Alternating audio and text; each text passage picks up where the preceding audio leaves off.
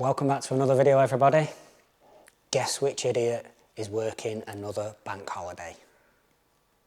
This one. Been a lot of work going on outside. It's been really noisy. I got a quick break in it, so I'm going to do the intro now, even though, as you can tell, the car is clearly not finished. So this is going to be far from the biggest job that you've seen me do on this channel, but I think given the type of vehicle and the colour, it's going to be well worth a watch. So it's a Gen 1 Porsche Cayman that has had aftermarket kit applied, and it's been painted in this lovely custom purple colour. The flake in it is magnificent. The paint job is a good quality paint job. I think this is going to look so good, so good when it's done, that we need to just record what we're doing. So it's kind of another modified job. It's kind of a step down from a heavy enhancement, but it's more than dual stage enhancement.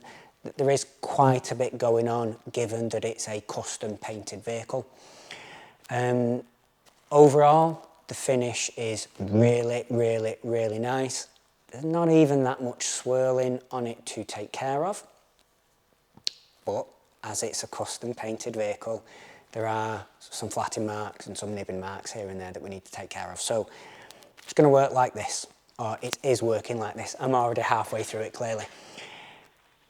We're going to wool and rotary on all of the worst affected areas. So, as I said, it's been painted by a man in a booth, and then when it comes out of that booth, it's flatted and polished, certainly in the areas that needs it. So we have got some straight up flatting marks from a block and paper. There are some other sort of curlicues, nibbing marks from a machine sander with like 3000s, let's say, afterwards. And then there, of course, there are some holograms where they have tried to polish out those flatting marks, okay? So job one is take care of all of the worst affected areas, the flatting marks, the DA nibbing marks and so on. That will be with wool and rotary. But I'm not going to do the whole vehicle with that combination because it just doesn't need it. Once I know that I've chopped out those bad areas, probably going to look a little bit ugly, I'm then going to go over the whole vehicle with I don't know whether I'm going to use a stiff foam over everything or maybe like a Eurofiber, Buff and Shine Eurofiber pad with the same compound. Ultimate goal is compound the entire vehicle and have it look essentially street ready, right? Just from the compounding stage. And that way, when we do that further refining stage, I don't have to push my luck. I can choose a pad that has essentially zero cut with a polish that will break down to an uber fine level. I want to maximise gloss and flake and clarity with this. This colour and this flake just deserves it. Once we've done that, ceramic coating as always, Titan coatings for the win. It's not going to surprise you, we're going to be going with Zeus. Again, let's not mess about. This flake gloss type paint, it needs that hyper gloss finish, that candy gloss finish, which Zeus is my go-to. That's the one that really provides that sort of dark, wet, glossy look. We all know 99% of the finish comes from the polishing and the handling, but you can manipulate the ultimate finish with coatings and waxes. And for me, Zeus is just the one. So, not the biggest job, but definitely interesting. And I just know that it's going to look wicked good when it's finished out in the sun. I'm praying, everybody keep your fingers crossed, pray to the sun gods, we're going to get some sun. So we can get some sun rays on this flake and we can really get some nice finished pictures and finished video. So yeah, going to be a little bit of rotary for the, the swirl junkies, for the compound junkies. some good workflow so you can see how those stages unfold. A little bit of interior, a little bit of get the details finished. As with all custom painted vehicles that have been polished in a body shop, we're going to have body shop compound around the door edges and some cracks and crevices that we're going to need to finish up. It's already had some PPF pieces applied, little shark fin sides. So obviously I can't compound behind them, but I will have to tape those edges and I will refine over them. So don't panic if you see me polishing over the top. Perfectly legitimate. I want to gloss those up as best as possible and remove any hazing on them as well. Just make a really, really nice, consistent finish over the whole vehicle. So I hope you enjoy it. Sorry, it's been a while since the last one. I've been uber busy, got a lot of stuff going on. All good, all positive. But I'm committed to get these videos on and going, get on a roll and just ride that wave. So yeah, enough of the rambling, enough of the talking. Let's get going. Any questions, as always, drop them in the comments below. I will try and narrate as we go and explain everything that we do and try and link all the products, because you keep asking me about the products, try and link everything. But if I miss something, my apologies. Mention it in the comments and I'll be sure to answer. Thank you.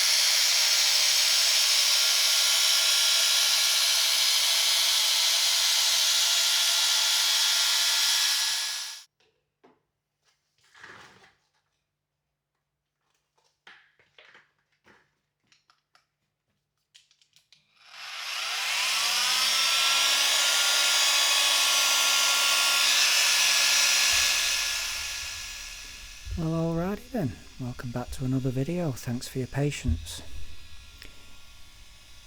As discussed before, we're starting with the roughest of work, and I like to do this with a rotary and wool pads. It's less about how much the pads cut and more about how they cut. The long fingers, the fibres of the wool pads, I just find works really well at flattening down any peel that may be hanging around, any fine peel, and is very, very good at rounding out the edges of sanding marks and scratches, which means you don't necessarily need to chase them all the way, but you can rather use the rounding of the edges to manipulate them visually, save a bit of paint and get the same effect. I also enjoy to use rotaries and those pads with very flexible backing plates.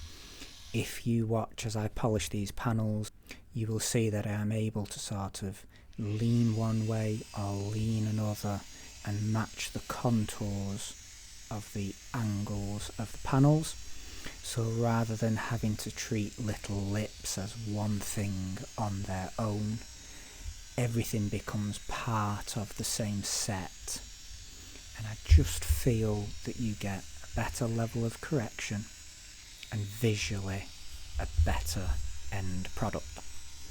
So I'm using this rotary, speeds roughly 1200 RPM, nothing insane. We're not trying to create a lot of heat, we don't want a lot of heat, we don't need a lot of heat. So we keep the speeds down relatively, keep the temperatures down relatively. That keeps the compounds nice and fluid, nice and mobile. We're not overheating them, we're not overworking the lubricants, but they're also not cold and gumming up and balling up and becoming a problem. Compounds that we'll be using on this car, in the end I ended up using a couple of different ones. They all worked fine, I was just sometimes looking for a little bit of extra cut here and there. So the compounds that we're using is a combination of Porsche Cayman H902 and FaneLab A50.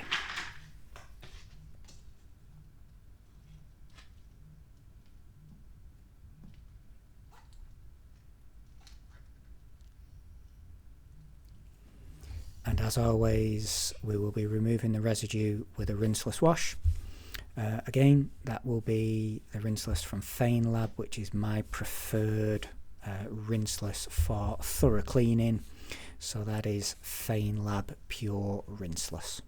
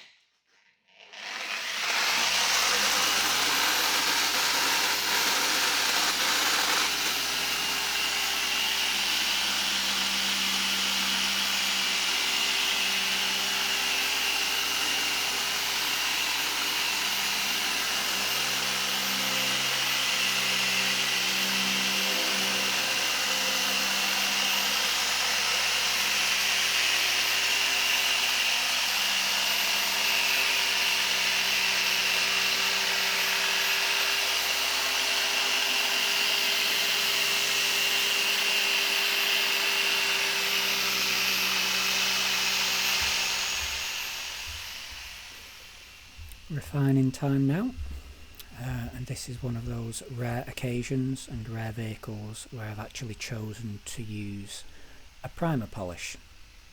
I tend to only use primers on cars where gloss is my absolute maximum goal, or perhaps on a paint that can be very, very tricky to refine to a standard that I consider acceptable. If you don't know what a primer polish is, or you kind of know but you've neglected to try them, primer polishes are simply refining products that contain microabrasives, and they usually contain some SiO2, similar to what you find in most ceramic coatings. The idea is the microabrasive refines the paint, and in the process of refining the paint we are obviously removing a very, very finite amount of clear coat. You're also laying down a layer of SiO2 or ceramic. The clear coat that you are removing is also binding to that ceramic base. So the goal here really is to warm up the product as best as you can so that you get a very thin, even film.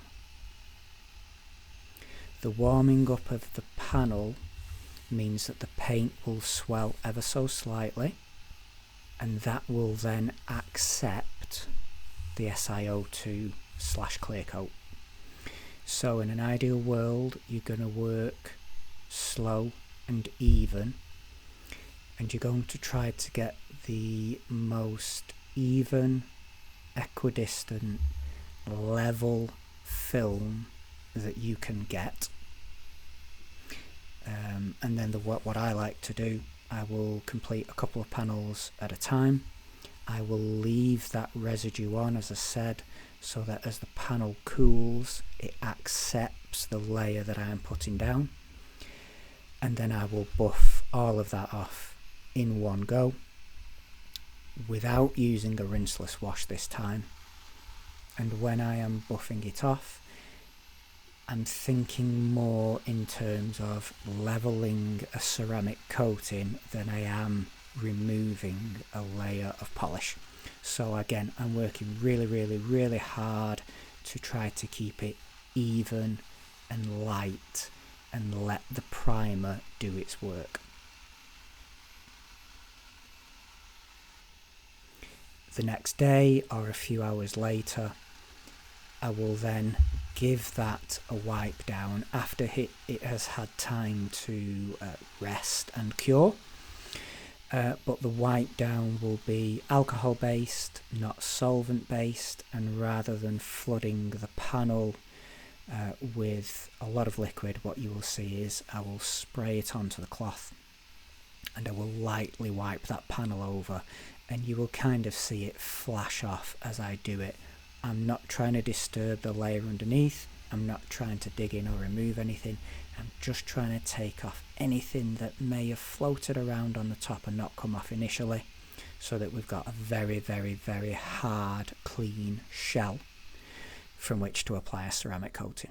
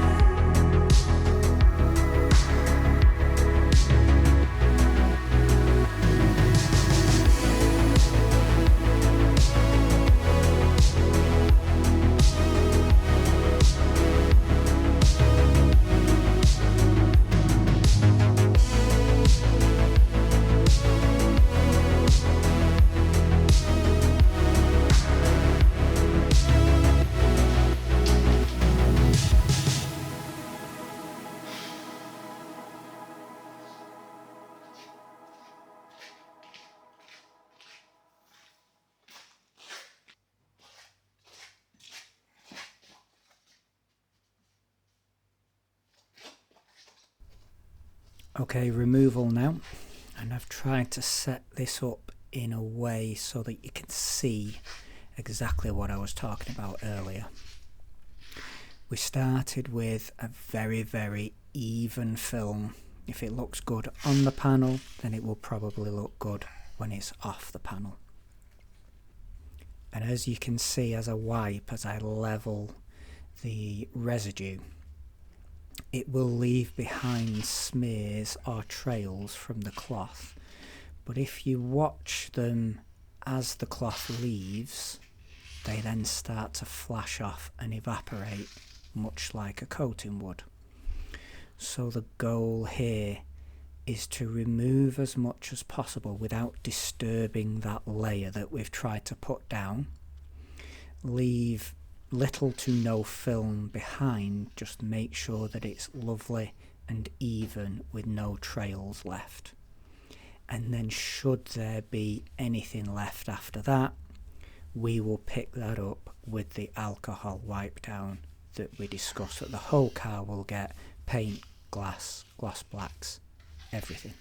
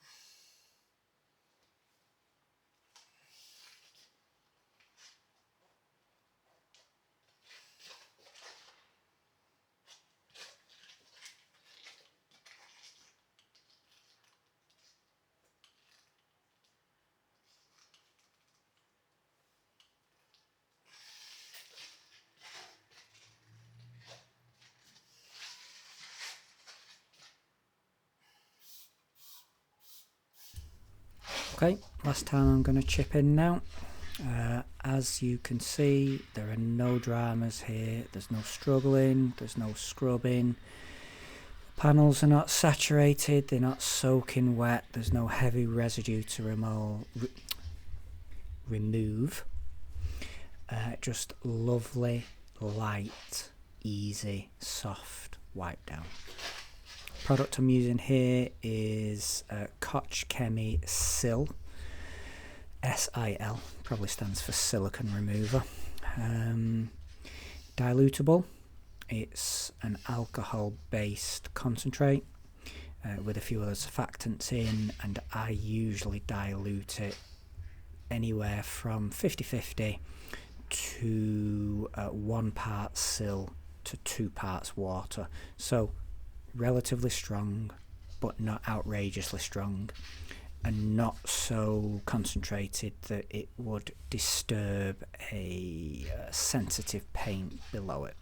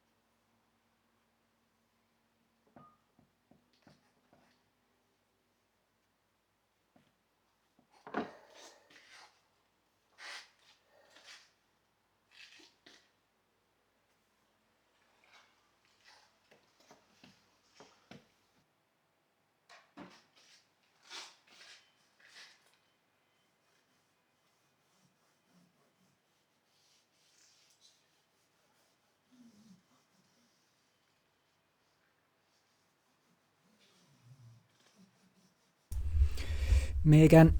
I lied to you earlier when I said that was the last time I was chipping in, and for that I am sorry, but this is totally the last time I am going to chip in.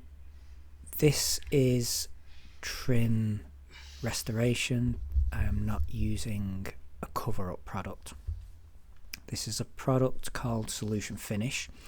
There are lots of good coatings on the market that will turn previously black trim back to black, and they kind of do it by putting a hard shell over the top of the faded trim. Solution Finish is a little bit different. It isn't a coating, it is a genuine restoration product. It is reversing and removing the oxidation in the plastics. It does that through some chemistry, and as that chemistry is happening, you are also adding carbon. That's why the product looks black when I apply it into the plastic. So if you're going to go ahead and try this product, my advice is use gloves. I couldn't because I'd run out. I had ordered them and they did not arrive in time. C'est la vie, such is life. Wear gloves. Try not to get too much on any adjacent panels. It won't stain if you remove it quickly, but better to not than to. Apply it liberally and evenly. Wait for 5 minutes, maybe 10 minutes. Sometimes I'll leave it longer, but I'm sure the bottle only says a couple of minutes. So give it about 5 minutes and then buff it off with a couple of cloths that you are happy to waste and throw away once you're done. You can easily put on a second layer should you choose to, a second application rather, a couple of weeks after, and you can coat over the top of this. So you could in theory do a couple of applications, maybe a month later, give the car a really good wipe down when you know all the residue's gone, and then stick a ceramic coating over the top.